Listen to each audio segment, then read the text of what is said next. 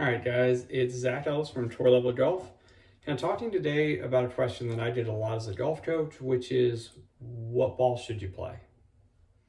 So, the answer in a nutshell is the nicest that you can afford. I'm going to explain that a little bit. So, I'm going to pull up a couple photos here of a Top Flight XL and a Callaway Chrome Soft. Both are manufactured by the Callaway company, one being their budget ball, one being their premium ball, or one of their premium ones. So if we take a look at the inside of it, we can see the Top Flight has a kind of cheaper outer layer and kind of just filled polymers and stuff inside. It behaves like a golf ball, is kind of what it does.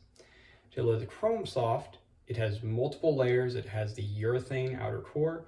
It has the graphene layer that they do on the inside, inner core, outer core. So what all of this does is it allows the ball to perform differently in different situations. So one of those cores is going to flex differently at really high speed impacts. One's going to compress a little bit differently when you're hitting really low speed impacts like a chip or something like that. Those layers, plus how much more expensive the cover is to produce, really is what drives the vast difference in cost. So I have Golf Galaxy's website pulled up here. So I'm going to show you guys what that entails and how it looks like. So just using Golf Galaxy as kind of that way to, they have all their golf balls. So when we take a look at this, we can see, for example, Top Flight XL has 15 ball pack for $19.99. That's a pretty good deal for 15 golf balls, right? But if we look over at like TP5X, that's the ball that I personally play. That is $49.99 for a dozen, and you get 3 less golf balls for more than double the price. So why is that the case, right? You can take something like the budget golf ball and it will behave like a golf ball, but you lose something every time you decrease budget to some degree. So if you look at the Distance Plus that TaylorMade makes, it's a firmer ball, but it doesn't have a urethane cover, so you're not going to gain the spin around the greens and perhaps the durability.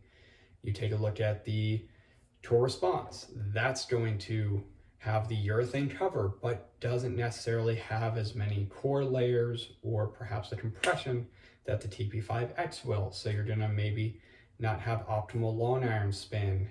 When I've played it, I actually noticed for me it was a little low in that category.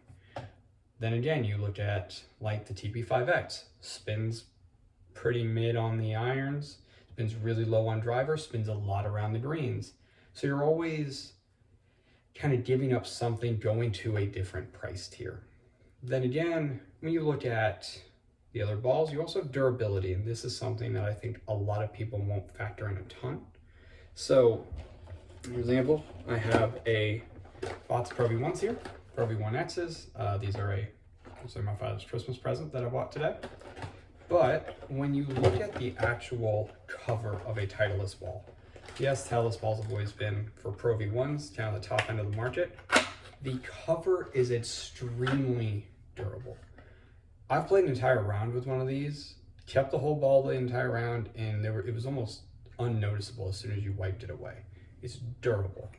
Then again, I'm in, I guess, that smaller category of I don't lose many golf balls around. My home course is fairly open.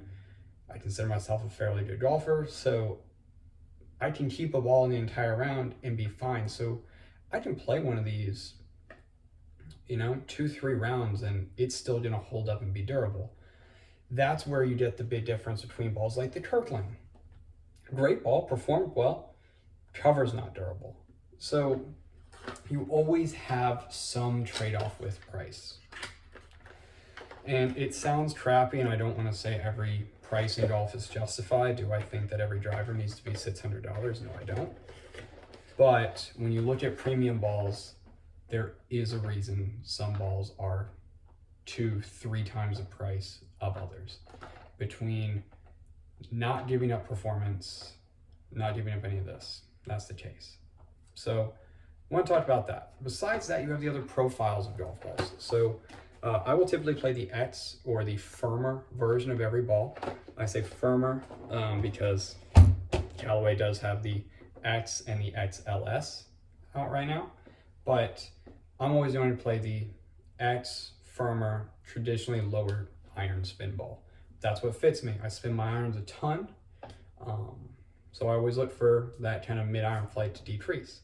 Then again, if I wanted a little bit more spin, I might go with the TP5, a Pro V1, a Chrome Soft X, which, like I said, is an X, but spins more like a non-X version. So really, that's what I would look at. Kind of comes down to that category. Does your long game need a little bit more spin? Does it need a little bit less? After that, you base it on budget, and then you just buy the nicest that you can afford. If you lose 20 balls around and you go through a dozen and a half of these $50 golf balls, if you can afford it, still do it. But like I said, that's a cost decision. No one can tell you don't buy Pro Vs. And if someone comes up to you and says, hey, you're not going to get the best out of that, tell them to shove it, because it is a better golf ball. But like I said, you're accepting the price. Every golfer is going to spin this around a green more than they'll spin a Top Flight. All right, guys, thank you for watching. Don't forget, you can check out any of our other videos, or you can check out tourlevelgolf.com, and you can log in. We're doing online lessons now and accepting new members on the site every day, so the community is growing. So it's been really good to see. So come check us out, and hope you enjoyed everything.